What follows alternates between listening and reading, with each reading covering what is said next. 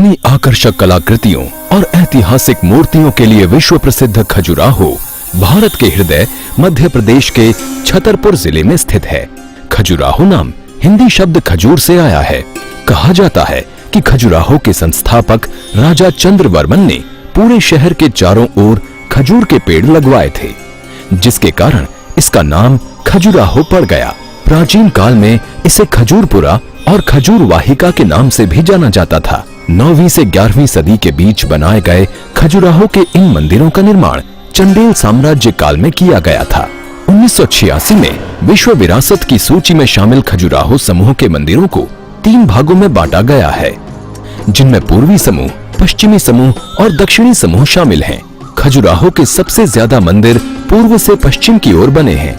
इन सभी मंदिरों को ऊंचे प्लेटफॉर्म पर बनाया गया है। 12वीं सदी में कुल मंदिरों की संख्या 85 थी, जो 20 किलोमीटर वर्ग के दायरे में फैले हुए थे, लेकिन इनमें से अब केवल 25 मंदिर ही बचे हुए हैं, जो 6 किलोमीटर के दायरे में फैले हैं। इन 25 मंदिरों में 10 मंदिर विष्णु के, 8 शिव के, 1 मंदिर सूर्य का, 1 मंदिर 64 योगिनी का और 5 जैन मंदिर हैं। खजुराहो के इन मंदिर समूहों में सबसे विशालतम ये है कंदारिया महादेव मंदिर, जो अपनी भव्यता के लिए खास तौर से जाना जाता है। पश्चिमी समूह के इस विशाल मंदिर का निर्माण महान चंदेल राजा विद्याधर ने कराया था। नागर शैली में बने इस शैव मंदिर का निर्माण लगभग 1050 ईस्वी में कराया गया था। ये पूरा मंदिर उत्कृष्ट बलुआ पत्थर से निर्मित है, जबकि इसका प्लेटफॉर्म ग्रेनाइट पत्थर से बना है। प्लेटफॉर्म से मंदिर 30.5 मीटर ऊंचा, लगभग इतना ही लंबा और 20 मीटर चौड़ा है, जबकि इसकी कुल ऊंचाई 35.5 मीटर है। क्या आप जानते हैं कि कंदारिया मंदिर को बनाने में किसी भी तरह के चूने या गारा का इस्तेमाल नहीं हुआ है? दरअसल इस मंदिर को बनाने में भारी पत्थरों का प्रयोग हुआ है, जिन्हें चूने या गारा से जोड़ने की बजाय काटकर एक दूसरे पर बैठाया गया है। मंदिर की बाहरी दीवारों पर जहां कुल 646 आकृतियां विराजमान हैं, तो वहीं मंदिर के अंदर 226 आकृतियां बनी हैं। मूर्तियों की ये संख्या यहां बने सभी मंदिरों में सबसे अधिक है।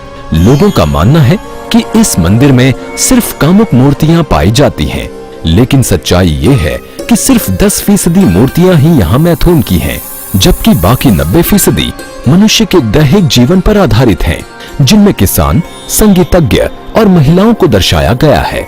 इसके मंडप की छतों पर भी पाषाण कला के सुंदर चित्र देखे जा सकते हैं।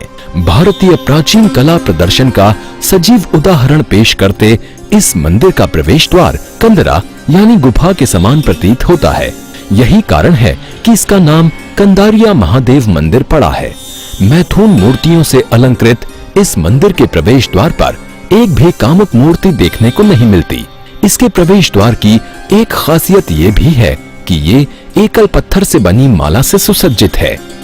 मंदिर की विशाल संरचना खड़ी पहाड़ी के आकार में है, जो मेरु पर्वत का प्रतीक है।